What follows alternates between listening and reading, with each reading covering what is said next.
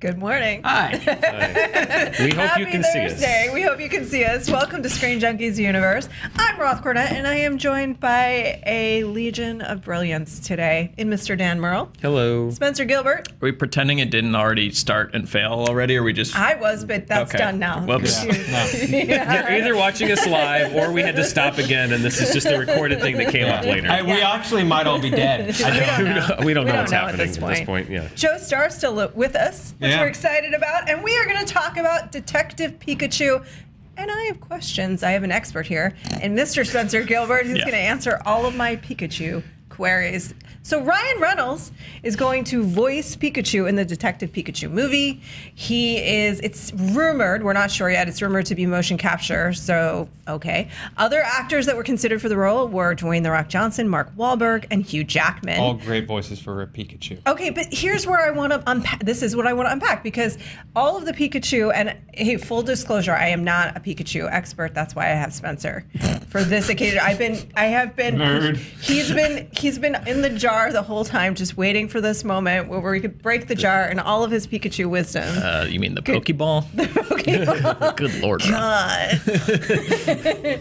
So tell me about Pikachu's voice, because this is what I understand, that it's the Pikachu is a species. So you basically named your dog when you named Pikachu Pikachu. Yes, this is Well, Joe it's Starr. a little different because imagine your dog, the only word your dog could say was dog.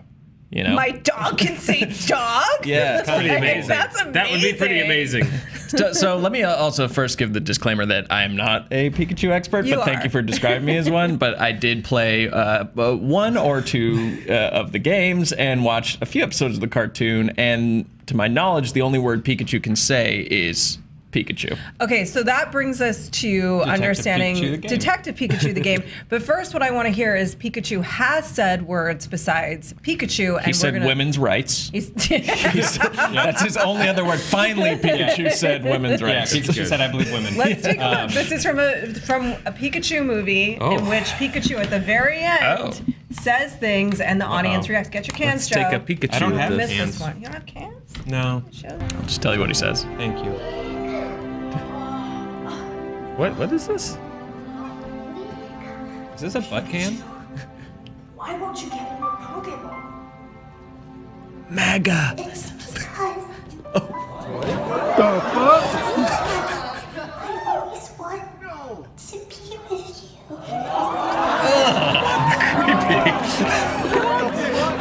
So there was a massive fan outcry. What weird Sam Frodo thing is This happening? voice of Pikachu. But you're having, okay, walk me through the emotions you're feeling Imagine right your now. dog is dying and you're holding it in your arms and the dog is like, I always wanted to be with you.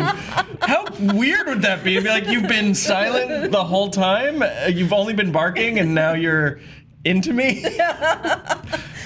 Where did we find that video? I'm sorry. I found that as I was trying to unpack Pikachu's voice, understandably, and I found it. I think it was on one of the gaming sites. Live leak. Yeah, it was on a gaming site in which they were like, fans lost their minds. Yeah, and I wanted to understand. props to the guy who goes, the fuck? I wanted to understand the emotional response to hearing Pikachu. I want to know that guy's story. Like, what guy that would respond that way to that would be in the Pokemon movie? Whatever Pokemon movie Do you want me to get to the bottom of this? I do. Can we have another expert? We have an actual expert. I'm going to call our friend Erica Ishii, who knows Pokemon things. Sweet. So that's good. So Detective Pikachu, from what I understand, so this is where I was confused. Like, okay, is Ryan Reynolds going to do that kind of voice? Or Detective Pikachu is extra intelligent Pikachu? So here's my questions about that. Is there a radioactive spider involved? What's going on? Like, how did that Pikachu get extra? And he thinks he's a detective. Okay, we've got Erica on the line. Hey, Erica Ishii. Okay, how's it going?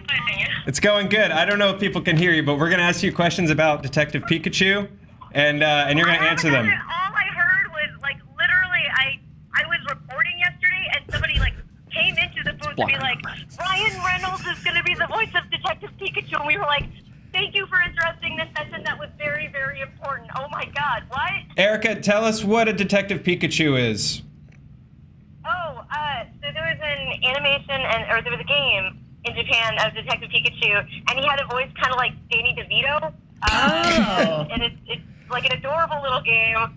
But I guess they're making the movie, or they're bringing the movie and the game here to the U.S. Is he like a mean, gruff detective, or is he a nice one? Yeah, no, he's like a hard-boiled sort of noir guy. Does he? I assume this is not the Pikachu that we know of the Pokemon series, like the one that's friends with Ash. Because this guy's hardcore. Right, because Pikachu is just a species. There's multiple Pikachu. Yeah. Pikachu. Yeah, it's not a name. It's not a proper name. Right. It's like Roth has a question, Erica, and again, thank you for doing this. So is Ash's friend a baby Pikachu, and then this is an adult Pikachu who's been through a lot, or is there some kind of way that this Pikachu got extra intelligent? Did you get all that? Yeah, I don't know, honestly. I assume that every Pikachu has a different personality, and the one that is friends with Ash, we're not sure of that Pikachu's age or not. I don't think we know. I don't think its age is ever stated. I don't even know how long they live.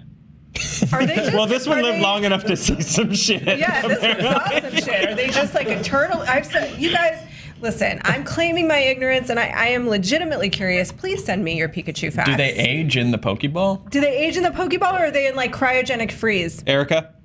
Okay, you guys. Now you're getting into some real deep Pokemon business. Okay, so nobody knows exactly what happens to them when they're in the ball. They don't know if it's like they're in some sort of like quantum state, or if they're like, no, they have asked like the creators of Pokemon, like, so what happens when they're in the ball? Like, are their atoms disintegrated, or do they live in this sort of like pocket universe, or what's the deal? And we don't know. They're just stored on the PC somehow. So what if their lives are so much better when they're in the ball? It's like the Matrix, right? And then they're like, why did you wake me up again to get out of here with that antebellum slavery. Like, oh, they like working in the fields. Like, they're in prison. Thanks, Erica. I'm the one that has the issue with the Pokemon because you're making them dogfight, and then you're keeping them trapped. Don't you take my moral argument. This is why I have a problem with the Pokemon. Erica Ishii, ladies and gentlemen. Follow her on Twitter and watch her on Things. Thanks, buddy. All right, I feel like we haven't solved the mystery of Pikachu today. Would it not have been easier to just bring Erica into the studio, or probably we don't prepare for these shows. We don't prepare for these that's things. fair enough. I knew what I was going to do 10 minutes ago. Come on. We made it work, though. We have other things to talk about. I wanted to ask her about, I wanted to do like the cable news thing of like, while I've got you, what are your thoughts on the burgeoning scandal at Capitol Hill? And while she's on the phone, I mean. Guys, send all of your political and Pikachu-related questions to Erica today. Hashtag SJU.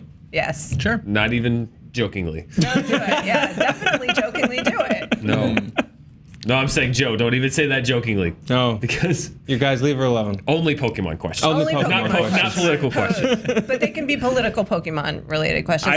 That's the politics of Pokemon. The politics of Pokemon. About the structure of that. Pokemon. Pokemon. I'm sure I will be told. Pokemon. Would Bulbasaur support this tax bill in its current form? Pokemon. So I don't know what I'm doing. We have to stop. But guess what? I have an update from an earlier story this week. Tell us. Bohemian Rhapsody has a director, and he has the greatest name ever. His name is Dexter Fletcher. Dexter Fletcher is an awesome name, and he is the director of. He's an actor. Jeffrey Ross. He is Soap from Lock, Stock, and Two Smoking Barrels. I looked this up. If you've seen the Guy Ritchie film Lock, Stock, and Two Smoking Barrels, that's Soap. Okay. He's a director now. He directed Eddie the Eagle. If you guys saw that, he did. Yeah, which was a really fun movie. Did you see it? No, see it? I did not. But also it's this a guy director standing on an RV, right? Mm-hmm. Okay, cool. Oh yeah, that one. The entire 2 hours. It's no, that's a little bit sunshine. Entertaining, yeah. So they're going back into production, and it's sort of like a warm-up for him in that he is set to direct the biopic of Elton John. Moving forward. So it's like, I feel like it's one part he's just going to carry the vision through, and one part getting ready for this next musician biopic. Identical stories. Just the exact pretty same, much. Exact the same things. Yeah. Well, that was a good story. Is there a question attached? Or, what do you think? What do you think? Excited? You've seen Eddie the Eagle. You like this? I have not seen Eddie the Eagle. What? No, why would you just assume that I've seen Eddie the Eagle? You've seen 200 movies No, it this didn't year come out alone. this year. It came out last year. Well, but you always see the Did you see movies. Wild Bill? No. Why are any of us here? We've never seen a movie collectively. Do you see Eagle versus Shark? No, but I've heard it's great. Shark. This is Dan's thoughts on movies he hasn't seen. I heard that both of them were good, but I've seen neither of them. Cool. Did you see Eddie the Eagle versus Sharknado? Yes, that I did see. Dope. That was great. That was great. Cemetery reads best work. It was actually a really well-directed film. Why would you ask me what I thought about Eddie the Eagle, not knowing if I've seen it? If you've seen it, and you could just say that it was great. I assumed you saw it. You see most movies. I rely on you to be the guy. I'm the guy? Yeah, you're the guy in this arena. We're all He's the in guy trouble. in that arena. Joe's there with the quips. Come on. Everybody's playing a role. Everybody's got a job to do, like a Voltron. Job to do. And together we unite and make this steaming pile of brilliance. It's a good movie. It's really sweet, actually. It's quite fun. It's got a good little tone. It's very different, so sweet in tone, so very different, I would assume, than the Bohemian Rhapsody No, because this is story. going to be the, let's be real, this is going to be the watered down You think so? version. This is not the like open-faced Coke buffet that was Freddie Mercury's life. Yeah, no. You have actual worries about this movie, right? In terms of the structure of the story? Yeah, in that just the only going off of why Sacha Baron Cohen passed, which was that he sat down with Brian May, great guitar player, but his thoughts on the movie were that this would be about how Queen persisted after Freddie Mercury's passing, which is a weird way to approach a Queen movie. I don't think that's what they're ultimately doing with this. It doesn't sound like it. It sounds like it's their rise through. Is it going to be a weird flashback where like Brian May sits down after the Rock and Roll Hall of Fame and like looks at a photo of Freddie Mercury with Wonder Woman during World War I? Probably. Like flashback. It's gonna be like All Eyes on Me, where it's just different kinds of interviews where they're like, "But Brian, what about that time that you guys did Live Aid?" And then it just goes just exactly how All Eyes on Me was structured. Yeah. It was a terrible movie. I did not care for it. So I hope that they do better for Freddie Mercury than they did for Tupac, because those are both really interesting, complex, complicated, brilliant musicians, and one of them got a biopic that did not do justice to their life. So I hope that the Freddie Mercury story is better. Yeah. You a Queen fan? I enjoy Queen songs, yes. Yeah, come on. You got a favorite? Do I got a favorite? Yeah. Yeah. Yeah. Yeah. What, favorite song? Yes. Oh, Fat Bottom Girls. I mean, come on. Princes of the Universe, man. Yeah, I love Princes of the Universe. Bottom girls, you make the rockin' world go round. And we've been sued. And demonetized, pulled from the internet, worldwide block. I just love the way that they did the collaboration with Bowie. My boyfriend told me this story. Who's a musician, Known liar. Known liar. Otherwise, why would I be with him? And so I don't know if any of this is true. He listens every day, and whenever I mention him, it just weirds him out. So I've chosen to do it a lot. I apologize to you, the actual audience. But yeah, the story is that they were basically just recording in the same place, and we're like, hey, you want to make a song? And that's what they made. Under Pressure. Under Pressure, Yeah. which is one of my favorite. I think it's just such a brilliant song, and it involved, I'm sure, loads of I don't know if cocaine activates parts of the brain that are heretofore Why are we asking untapped. Spencer? It was certainly involved in the making of the video. I don't know about the song, but if you've ever seen that music video, just check that out. Yeah. Different time. But that's one of those things, I think I said this to you the other day, there's certain people that are at a level of talent that I'm just like, screw you. That's just rude to be that talented, that you could just be like, oh, let's make a song, and that's what you make. Those are my feelings on Bohemian Rhapsody. X-Men, the Dark Phoenix photos have been revealed. I like your new approach to segues, just to make it into a run-on sentence. Yeah. It's like, hey, Ryan Reynolds is Detective Pikachu, Bohemian Rhapsody, Queen guy. It's like how they say Christopher Walken takes all the punctuation out of his scripts so that he can just take his own delivery. It's like you've taken the punctuation out of SJU. There are no more It's the anti-segue. Brakes are coasting downhill. This entire thing is my stream of consciousness. I don't think any of this is real. The papers in front of us are blank. Yeah, this is just me in some weird daydream in my office for the past year where I'm going like, God, it's grueling over here. What if I could just do whatever I wanted on camera? Are you saying the TriCaster glitches or someone trying to wake you up? Yeah. If the past year has been your daydream, then we need to talk about your dreams. Oh my God. Well, there's a part of me that just thinks I've been dead the whole time. We have to check what's in your strange tonics that you've been drinking. Yeah, you gotta stop drinking that. If this is all your daydream, then get me out of it. May cause Fire Nation hallucinations and actual fires. Dark Phoenix Dark photos. Phoenix. Speaking of weird daydreams. I'm also trying to keep JTE interested because he gives us amazing graphics when we amuse him. I feel like there are treats. Like the more we're entertaining JTE, We're feeding the king. Get, I thought it was the opposite, graphics. that when we're boring, he does that to amuse himself. Yeah. Is that what JT in the lower thirds let us know is when you're doing great graphics, are we boring you or are you rewarding us? We're unclear. I got some on my hand. Now you're going to enter the daydream. Oh, God. Are you telling me there's no one else that thinks that they've been dead for the past year and that this is just some weird lost purgatory zone?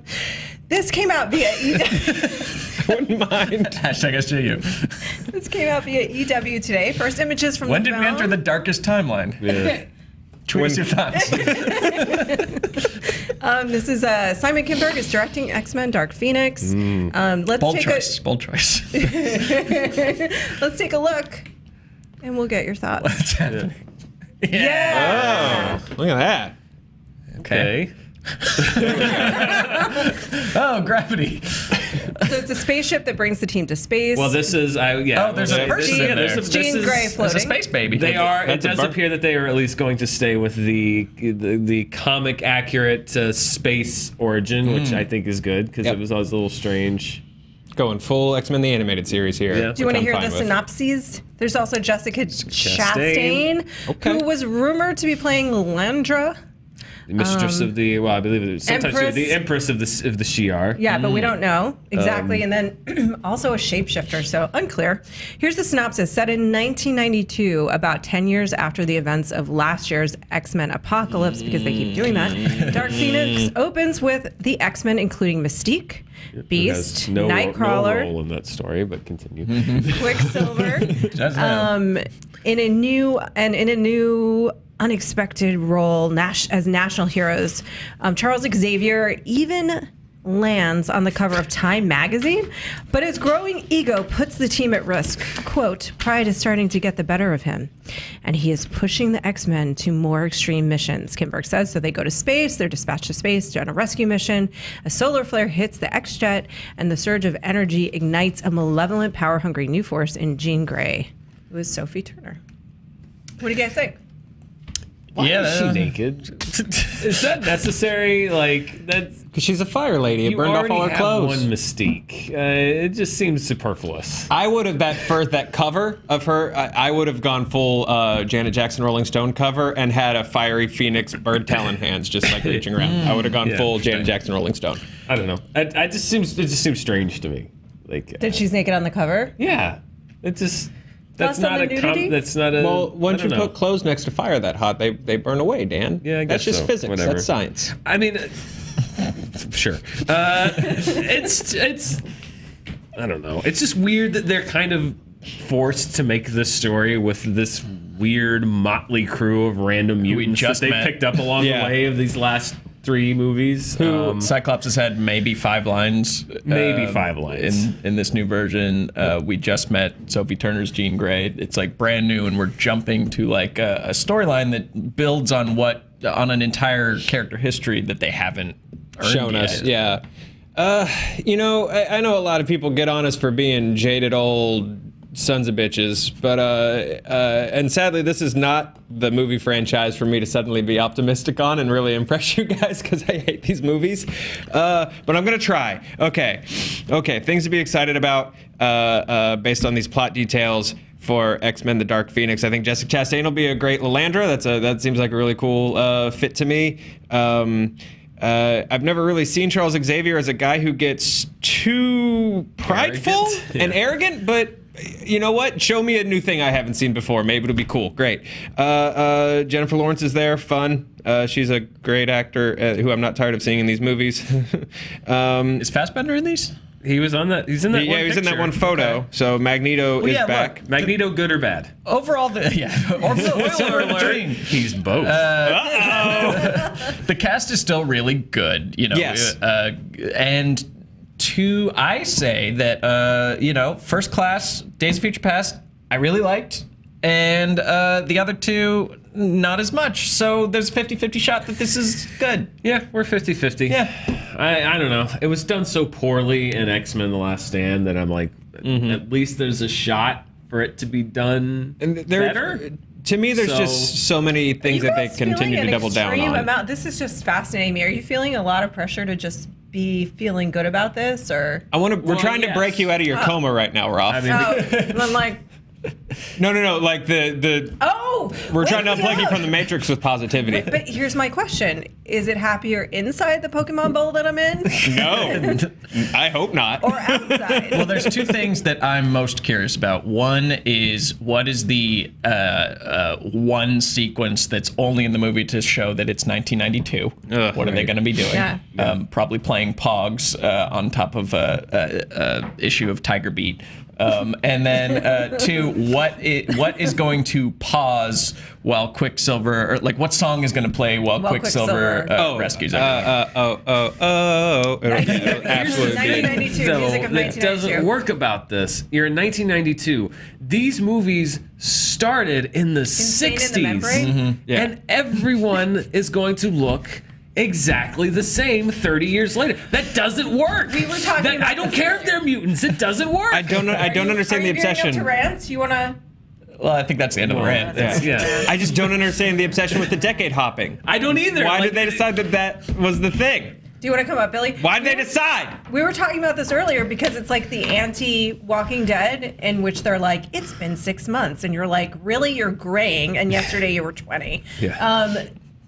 Why are they doing the time jumps? I think they're just trying to land us back eventually in this time. I don't know, man. Yeah, but we are now... This movie, which we have established, is set in the same continuity as the Patrick Stewart X-Men universe. They've met each other face to face, so we know that these characters will become those characters. We are now jumped ahead to 1992 in a continuity where in the year 2000, Professor X looks like Patrick Stewart, and he still looks like James McAvoy. Am I the only person that this bothers? It's a comic book movie. He's gonna stand too close to the glowing thing, and it's gonna. It's gonna make him old. Patrick Stewart. I solved your problem. This decade hopping seems so brings up so many unnecessary problems to me. I just don't get it. Other than it's a cheap way to say people have progressed, our characters have grown off screen. And you started us in the last movie with, okay, here's a great starting point for these new young actors.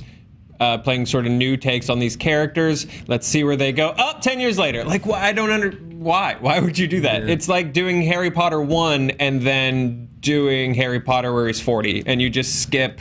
I feel like I really turned everything in between. On the optimism. Well, I couldn't fake it anymore. I'm sure it could be fine. I don't know. Yes, I do feel a little pressure to be positive about this because I'm tired of people saying that I hate everything and that I'm over this, and because I hear that a lot. But I am legitimately skeptical about this. Let's be clear. I just want to clear this up. I'm legitimately skeptical about this. No, I'm with you. I am skeptical about this. I hope it's good. I just think every tack that they've taken on this thing so far is kind of weird, but whatever. I hope it's good. The pictures from Days of Future Past look like garbage, and that was a good movie. So, you know. My biggest curiosity, though, with Xavier being on Time Magazine is there a scene with 1992 era Donald Trump angry that Charles Xavier made the cover of Time Magazine and he didn't? Because then I would be on board. I think we'll absolutely get that. I will also be on board if, because now they're so famous, there's an Easter egg of them walking by and X-Men the Animated Series is playing on TV because they are so famous that someone has made a cartoon about them. Nice. I like that. Into that. Spencer? Yeah, what he said. Great. Good final thought. I'm going to add this. I know the old man Rick thing is why he's great. I just mean in general, The Walking Dead tries to play games around, it's only been 2 months. Carl, the world's biggest growth spurt. Like, Sorry, who's Carl? He's an adult. Coral. Oh, you're talking about Coral. Oh, his son. Coral. Okay, Coral. Yeah, that Coral. baby is grown like a year and a half, and Coral's is like 90. He's like, zombie years. His metabolism is slowing, and that child is still a year and a half. Think about girls. Yeah. 200 years old. I love Jessica Chastain. I'm excited about that. Yeah, sure. And space is cool. I mean, I loved Oscar thoughts. Isaac, and I loved Oscar again. Look what happened to him. What happened there? The people eater. Disney's buying the whole thing anyway. Yeah, I mean, well, that's the final question. Is between this and New Mutants, is this the last of this version of the X-Men that we're going to see potentially? potentially. I am fine for this to be after they rebooted their reboot in the last movie, and we're like, now it's 10 years later. I'm done with the main X-Men franchise. I love these little side movies, Logan, Deadpool. I think New Mutants is going to be really cool. I like these little side things that they're doing, these smaller projects that aren't tied into anything and can just be their own stories. But as for the main franchise, I'm pretty wrapped. Pretty done. Yeah, I'm just tired of movies about building a team. They've been building the X-Men for almost 20 years now, and it's like, just be the X-Men. Yeah. You can be the X-Men without a life-changing event that tears the team apart. You can also just be a team and Go solve a thing. But whatever. That's All right. Resetting the X-Men. Again. Next year. Coming to you via 20th Century Disney. yeah. That's It's been a good show That's today. literally going to be another show. Tell us how you're doing in your Pokemon Bowl. Ball. If you have Twitter in your Pokemon Bowl, find Defy Media on Twitter and ask them to buy us a new TriCaster. Over under how many people are going to be mad at me about not knowing enough about Pikachu? All of them. 50? 200? 1,000? 1,000. 1,000. Very well. Good guess. We hope you join us tomorrow where I will have Pokemon facts. Go see Ladybird.